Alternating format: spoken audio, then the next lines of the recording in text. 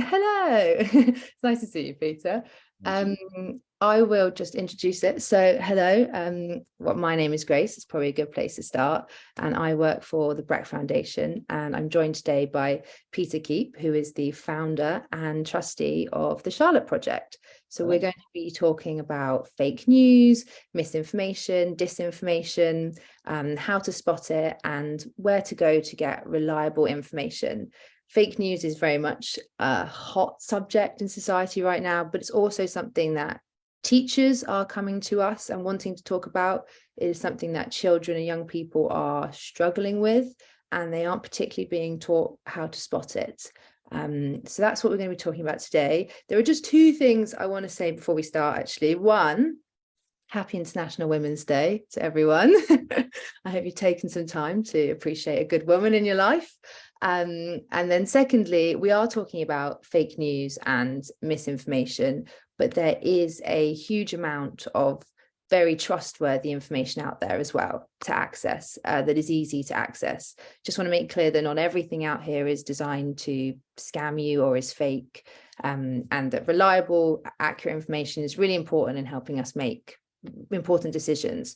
So just don't be scared of everything. Obviously, we're talking about fake news, but just so people know, it's not everything, but it is worth acknowledging and talking about. So yeah, I think that's all my housekeeping to start with. Does that seem good, Peter? Yeah, No, I absolutely agree. It's very easy to get the impression that everything out there is designed to mislead and scam you.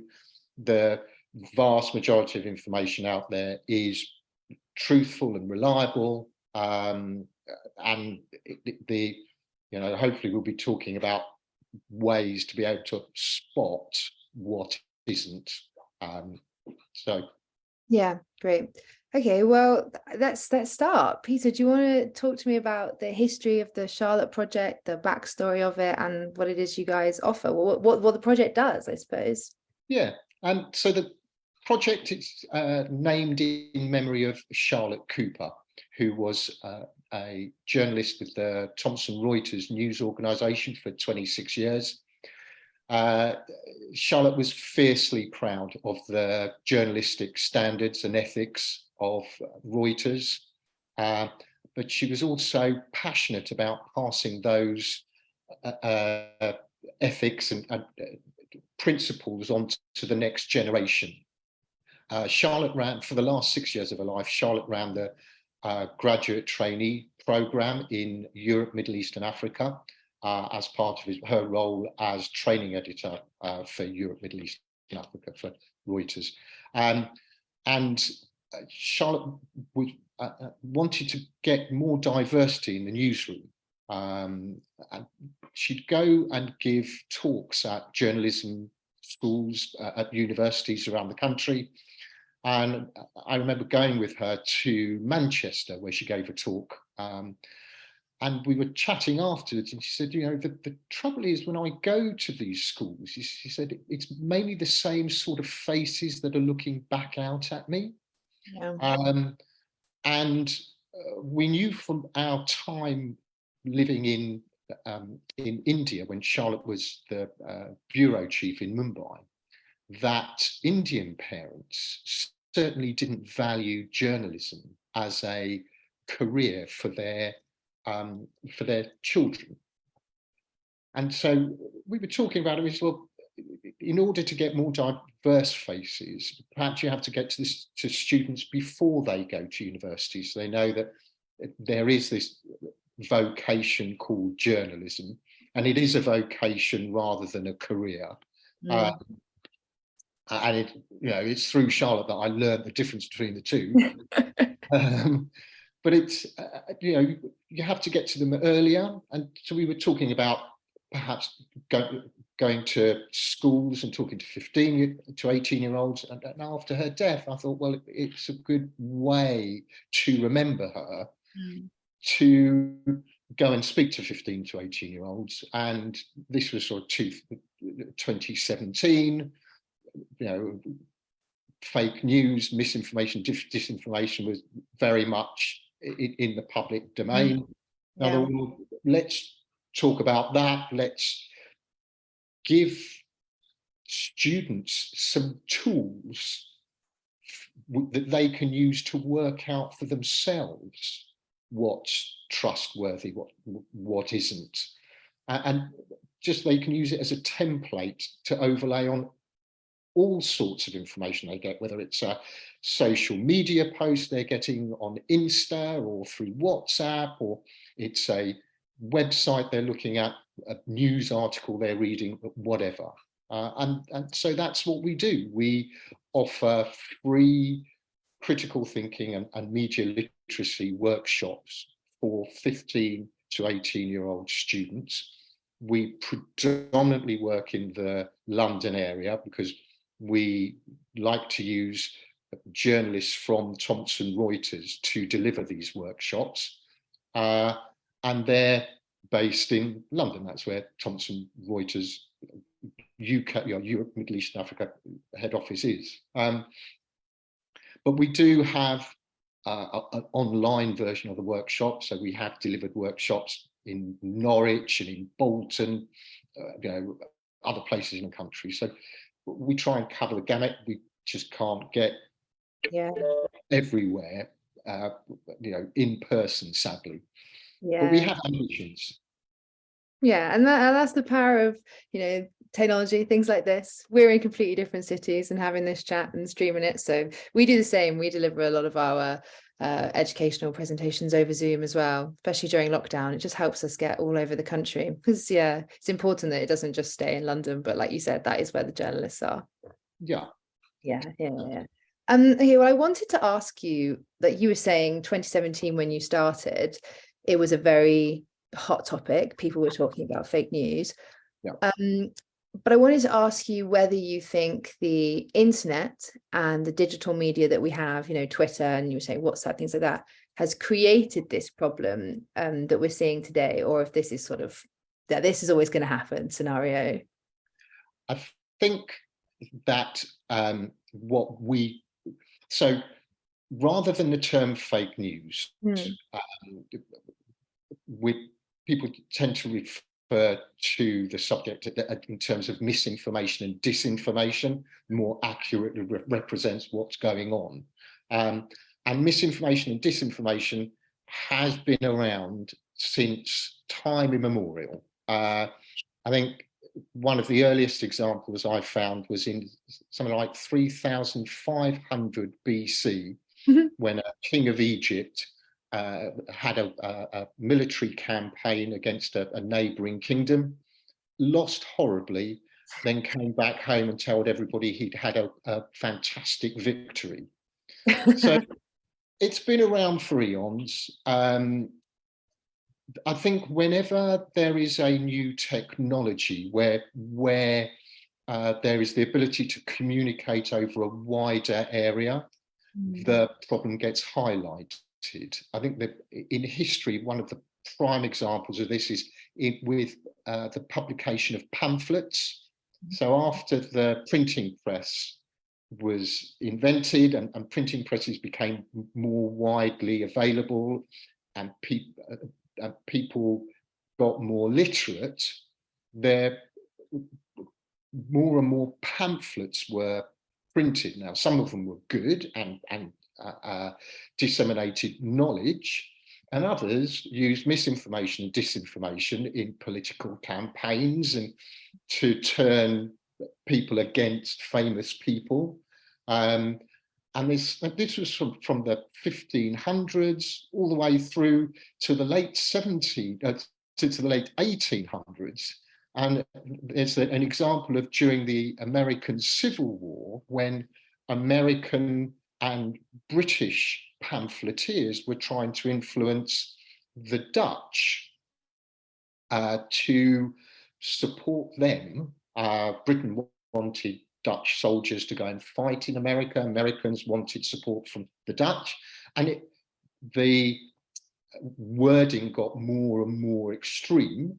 And it split Dutch society, and it actually led to what was it called? The Dutch Patriot Revolution of the 1780s. Oh, okay, that's interesting. So there are examples of this in history. Yeah.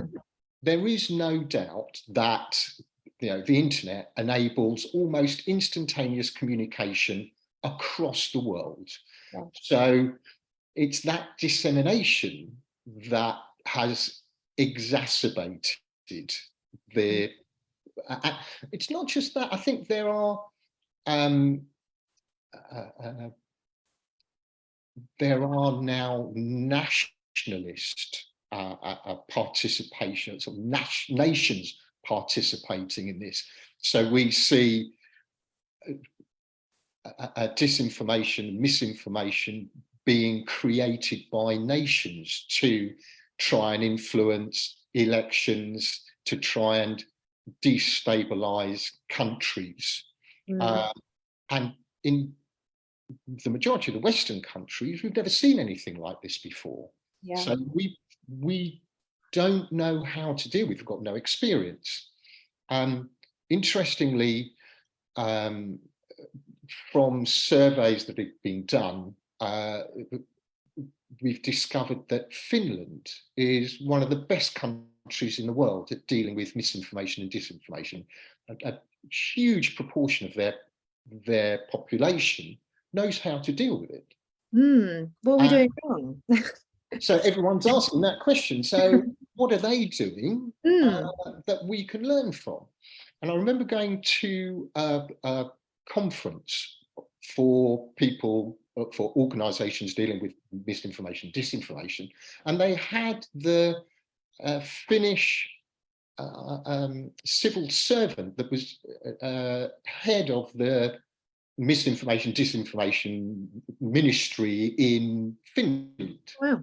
And he was speaking, and he said, what you have, he said, we don't do anything special. He said, what you have to realise is that Finland has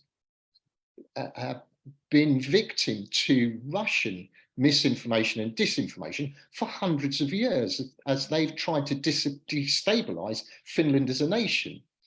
So we've been dealing with it for so long that we, as citizens, have a responsibility to make sure that we don't, we educate our children properly, we inform ourselves, we don't share things until we know they're true. So it's based on long experience that they now have this ability that's been taught for generations. And that's where we need to go. Yeah, so it's part of their culture. The kids grow up thinking about it, learning about it. Because parents talk to them about it, teachers talk about it. It's something that is ingrained in society. Yeah, which is very much what you're trying to do, fill that gap and go and teach these kids, get them to talk about it. But yeah, and I think a lot of our audience is parents. So if there are parents out here watching, it's one of those things that is really good to talk to your children about. You have to have these open conversations. Yeah, but it has to be done in context. So the Charlotte Project is part of a loose alliance of organisations that are involved in education or dealing with misinformation, disinformation.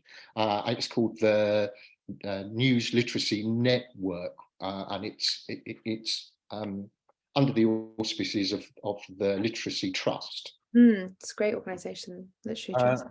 And they had an initiative called Tuesday News Day to encourage teachers to talk about news stories for about 10 minutes on a Tuesday with their forms, their home class. And they also put out a sort of template of questions to use in that discussion. And it was available for download from the Literacy Trust website, Tuesday News Day, which I think is a great initiative, because it's by talking about news stories, current news stories, that we learn about each other's points of view. Yeah, definitely. And it's when we do that and we have a discourse, a discussion, that, okay, we suddenly find out that we don't have the same views as our friends or our Mm, parents. mm, Uh, and then you sort of, that's when you start to discuss, and that's when you start to actually work out whether or not people's views are based on opinions mm.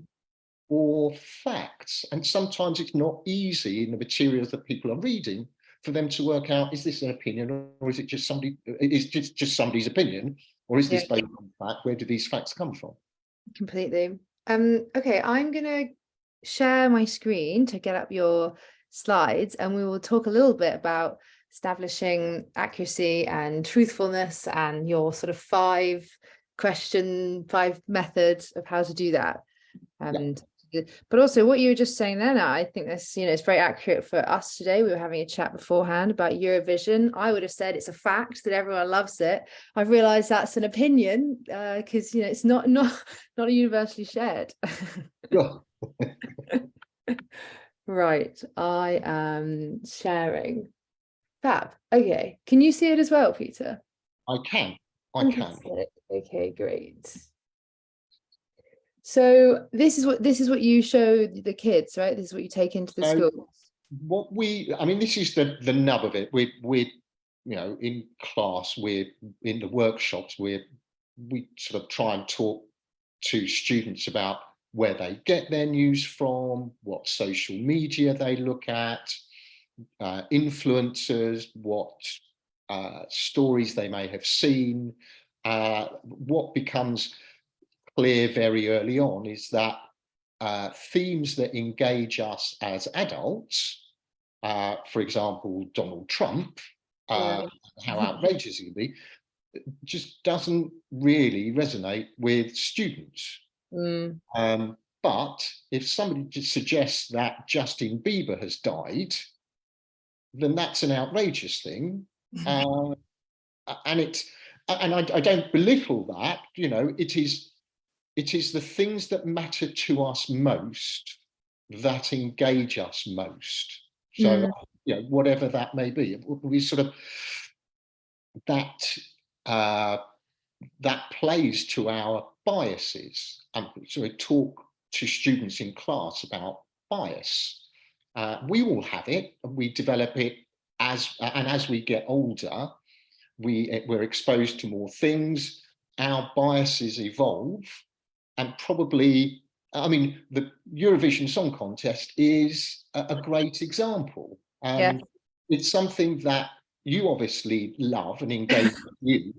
And if somebody comes along, and so you'll view it from a very positive perspective, and then you'll encounter somebody who really doesn't think the same. And Shocking. so your immediate reaction is to try and defend Mm, the fact that you like it and try and persuade me that really it is fun.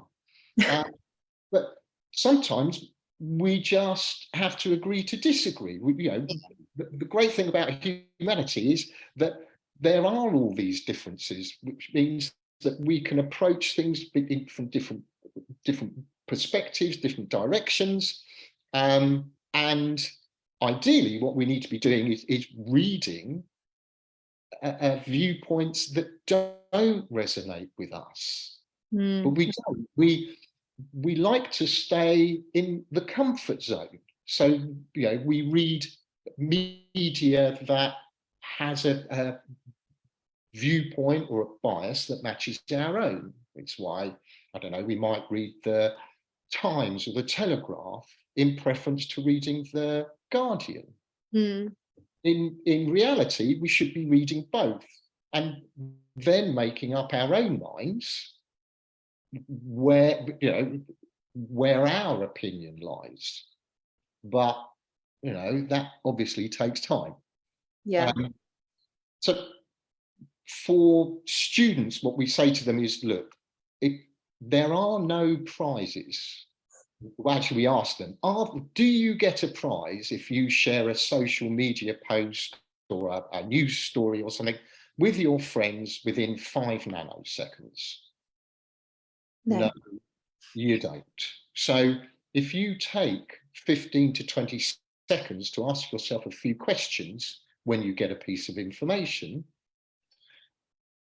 if having asked yourself some of these questions, it throws up any red flags, then don't automatically believe it. Don't share it. Do a bit more investigating and find out. You know, when we see things, we have a tendency to have a gut instinct. So we'll look at something and we'll say, oh, that looks right. That looks believable. Or that picture looks real. Therefore, that story must be true. And what we say to students is, don't do the feeling, do a knowing. You know, ask yourself some questions and get to know whether or not that's true or not. And it's something that we all do. You know, we'll look at something and go, oh, that looks right, or that sounds right. I think I was saying to you when we chatted before, an example I would use is in English grammar. You know, if we're with English grammar, we'd say to people, or you know, that it's sort of, if you say something, so it's, you know, before, you know, it's an apple, not a apple. And that sounds right, because a apple doesn't sound right. But grammatically, it's also an hotel and an hospital. But that sounds wrong. Sounds really wrong. So we would, you know, a lot of people say, well, I'll say a hospital and a hotel because that sounds right. And we go with what looks right, feels right, sounds right, but isn't necessarily right. So is that checking the source and content? Well, we say to students, look, there are five question categories to ask yourself, and these are basic questions that a journalist will ask themselves if anybody approaches them with a story. So the first one is, where does it come from? Have I heard of this source? Is it, you know, what do I know about it? If you don't know about it, if you've not heard of that source, then check them out. Do a Google search, find out what other trusted sources are saying about them. You know, if a website purports to be the BBC, you know, just check and make sure the URL is right. You know, there are quite a few. I mean, for example, Donald Trump had to have a Twitter handle that said real Donald Trump because there were so many people using the Donald Trump name trying to make out that it was him. You know, look at the content of the article. Does it contain factual information, or is it just somebody's opinion? If it's just somebody's opinion, who is this person? What else? If there are facts in it, where do these facts come from? Are they verifiable? Are they trusted sources? Are there a lot of links on this article that you've got through to? Are there lots of adverts? Why would there be lots of adverts on it? Well, because they want to make money from you. Okay, that's not necessarily a bad thing, but if it's only just to make money, then, you know, what's the purpose of the article? Does it make you feel very strongly? I mean, do you remember the story about 5G? That being in the cables. Being like doing something to your immune system. Yeah, being poisonous yes. I do remember that. So that made people feel very, very strongly. And what happened? It's not true. Well, people felt so strongly that they burnt down 5G towers. Oh, I remember that. Yeah, in the belief that they were helping society. So things that make you feel very strongly could make you action things. You know, actually do actions to back it up. And you know, why is this doing this? Is there an agenda here? You know, again, look at the authorship. Who wrote this? Yeah. Is there an author, or is it just anonymous? And if it's an anonymous opinion, then what's it actually worth? And the language, is there emotive language in there? Is it, does it want, does it, is it denigrating a person or a group? Why is it doing that? Is there an agenda going on here? And these are simple questions you can just overlay.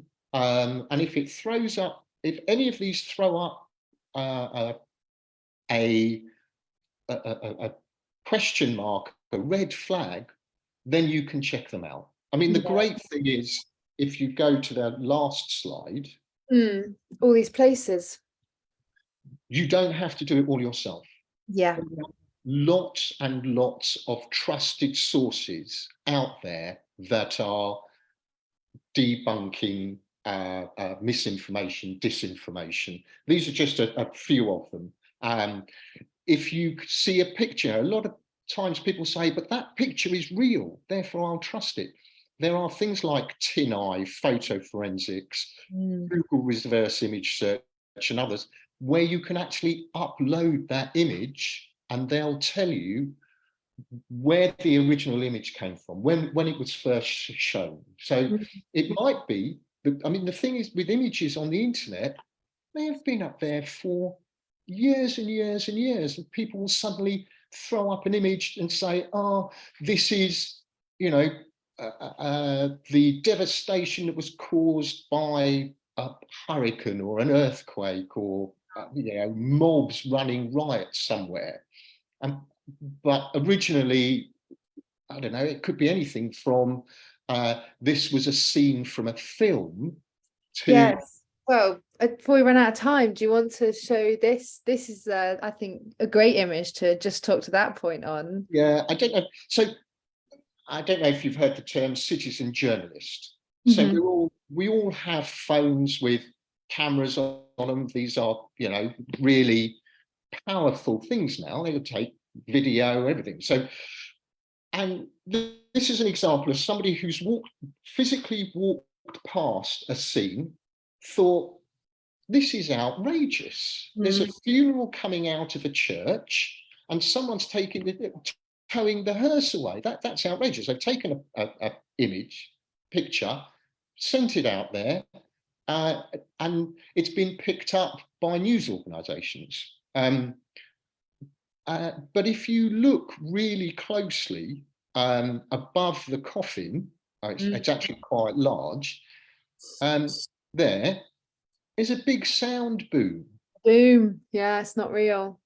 Well, it was real in that it was a comedy show that was being filmed. Yes. And this was a scene that was being filmed, but the passerby who walked past obviously didn't see that. So, I mean, this is a genuine piece of misinformation where someone's seen something, sent it out there. It's not true, but it's a genuine mistake. It wasn't intended to mislead, but this was something that, they felt very strongly about, so immediately sent it out. Yeah, completely. Okay, I'm going to come off screen sharing. I think it's about 1:30. Well, that's going by really quickly. I know. Well, it's sad. There's so much to talk about with misinformation because, like you said, It is. Go on. Go on. Sorry. Oh, okay. I was going to say it's just this massive sort of deep topic where there are so many different ways that you can try and question it, but there are so many ways that it exists with the citizen journalism. They're not putting that up there to try and hurt anybody. They were genuinely outraged, thought that was actually happening. So, but then there are others that are put out there deliberately to tell you something, or to entice you to act in a certain way, radicalize you, etc., etc. It's just this massive melting pot of an issue that it's good to if you use those 5 question categories, it will help to cut through an awful lot of stuff. It is very difficult in quite a few cases. Real images, real video is being used with a slightly altered message, and because it's a video, because it's a picture, people will believe it. the other thing is, studies have shown that when people have seen a piece of disinformation once, if they see it again, they are more inclined to believe it because they remember seeing it somewhere before. Yeah, so it feels true. Yeah, and it is this feeling. There's a term for it that was coined by researchers in America who found that people will see things a bit like this difference between an hotel and a hotel. Mm. It feels right, therefore it must be right. And they use the term truthiness.